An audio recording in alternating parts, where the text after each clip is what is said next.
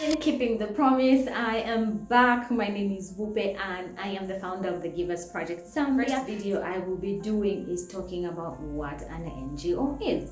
So the letters NGO simply stand for non-governmental. A non-governmental organization is basically a non-profit making institution and are often called civil society. These can be organized at community, national and even international level to serve a social or political goal. Just because they are called non-profit does not mean that they cannot make profit. When we say they are non-profit organizations, we simply mean they do not make profit for themselves.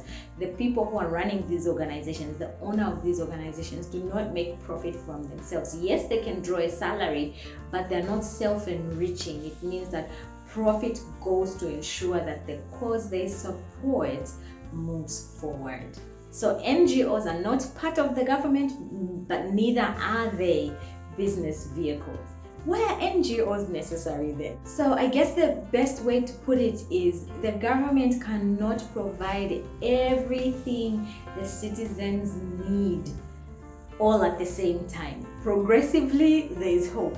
So because of the state's inadequacies in this situation, civil society groups come together to offer support, checks and balances, to support the government to provide for its citizens. The aim of NGOs ultimately is to make the world a better place for all of us to live in. So some of the functions that NGOs perform: child rights, human rights, the environment, empowerment, nutrition, poverty eradication, just to mention a few. There are various types of NGOs and they include humanitarian aid, faith-based advocacy, missionary.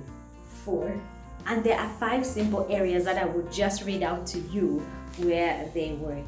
So you have international relief and development. This is where you find like emergency relief, agriculture development, sustainable development and that kind of thing. And then the second one is in the area of politics. This is an area where it's quite popular for NGOs, and in politics you find promotion of democracy.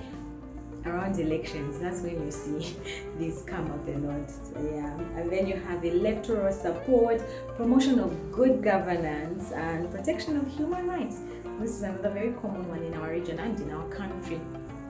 So the third type or area in which NGOs work is in conflict resolution. We have seen this in like Iraq. This is where you find these ones more common in the Sudan, Ethiopia, those kinds of countries is where you find the kind of conflict resolution area commonly. This is where you find this kind of NGOs. So you have management, mitigation, resolution of conflicts between communities and even countries, like when we saw the split between South Sudan and the North. And then you have community-based services as well. Here you will find that they are supporting civil societies, promoting collaboration in the communities and facilitating group meetings. And some of the NGOs that have done great that fall under this area is where we have seen women's group come together, and that's what popularized the village bank, and we have seen women empowered, going out to do big things, making money for themselves.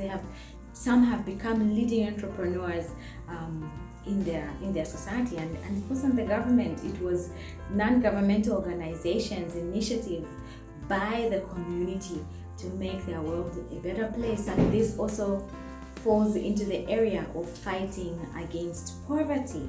Okay, and then there's also state service support, where you have running local educational, medical services to supplement government service. And we know the state of our hospitals. We have seen people complain about there's not even Panadol, but we have people who help in the area of health and nutrition, and these NGOs go a long way in fighting disease and things like malnutrition, which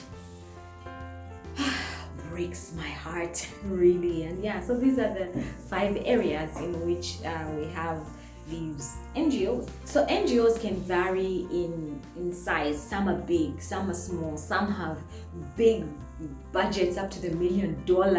Like when we look at Mark Zuckerberg and their foundation and Bill Gates, those have big budget in the health sector. You even find people like Warren Buffett who gives to these guys to help in the non-governmental organization world, right? And then there are some grassroots who just help with soccer and fitness, and they have zero budget and they work on a voluntary basis, but they are non-governmental organizations altogether.